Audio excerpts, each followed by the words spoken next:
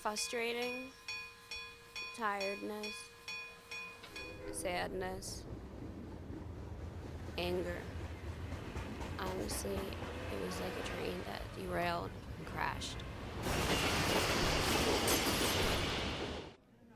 High school, a time for a teenager to learn, make friends, have fun, and develop into a successful young adult. As a high school student, my 21-year-old sister had achieved all those things and more. Not only did she have fun and make friends, but she also was very vocal in after school activities. I did student council, National Honor Society, World of Difference, and photography club. Our mom also reflects on her achievements.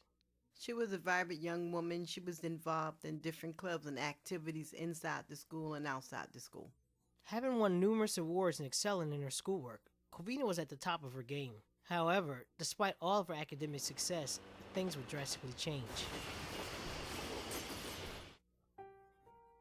In early January of her senior year, Covina began to physically feel more tired than usual. She had started slowing down, and when I would ask her to do certain chores, she was too tired to do them. One day I woke up and I felt sick and I thought it was just a cold. So I stayed home from school. And then the next day I still felt the same way and I stayed home again. My mom took me to the doctor to see what was wrong and they did tests on me. All the tests came back negative and he was confused.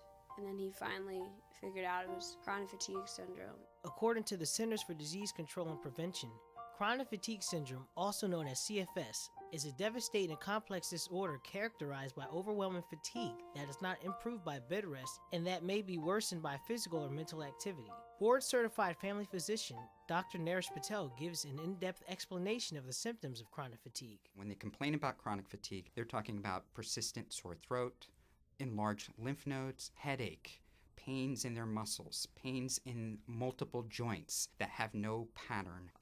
They're having sleep, they're getting enough hours of sleep, but they're not getting restful sleep. They also, after doing their normal everyday activities, they just feel extremely tired afterwards. Despite there being no cure for chronic fatigue syndrome, Dr. Patel also mentioned things that can be done to better the chances of not getting this syndrome. Is there a cure for chronic fatigue?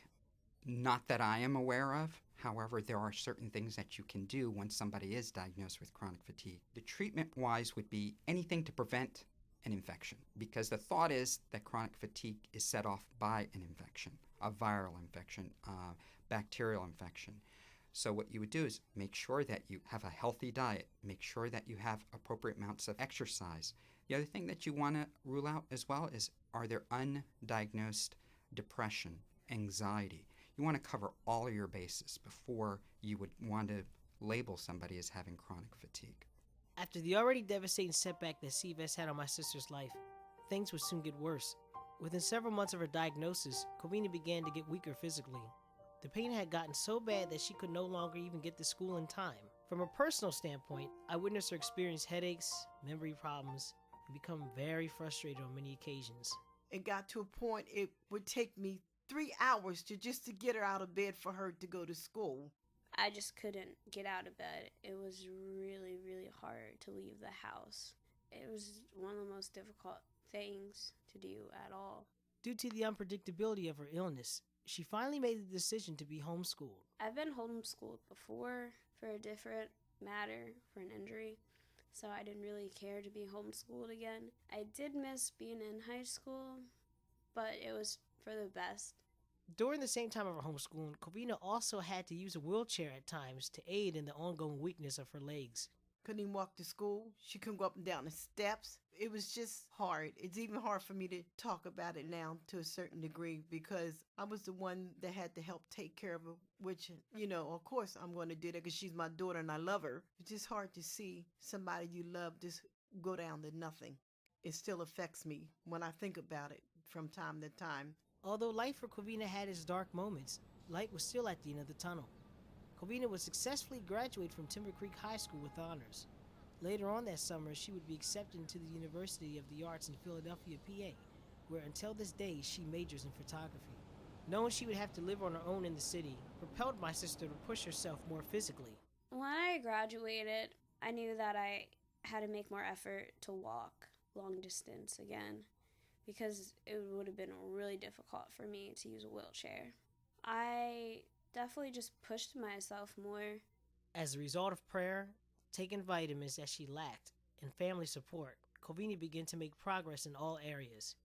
As of today, she no longer needs a wheelchair to get around and has had fewer occurrences of her drastic earlier symptoms. Now in her last semester, before becoming a full-fledged senior, Covina has fought on like a warrior, overcoming obstacles that were placed in front of her as a result of CFS. However, although less intense, symptoms still occur. For the most part, I still do have certain days where I can't get out of bed or I really can't focus. But in comparison, I don't need help from my mother or anybody to help me like brush my teeth or anything, because I used to have her help me brush my teeth, help me take showers and stuff. So I feel like I'm more independent again, which I used to be so much before being sick. Though her final days of high school were not the best, Covina's future looks very bright and promising.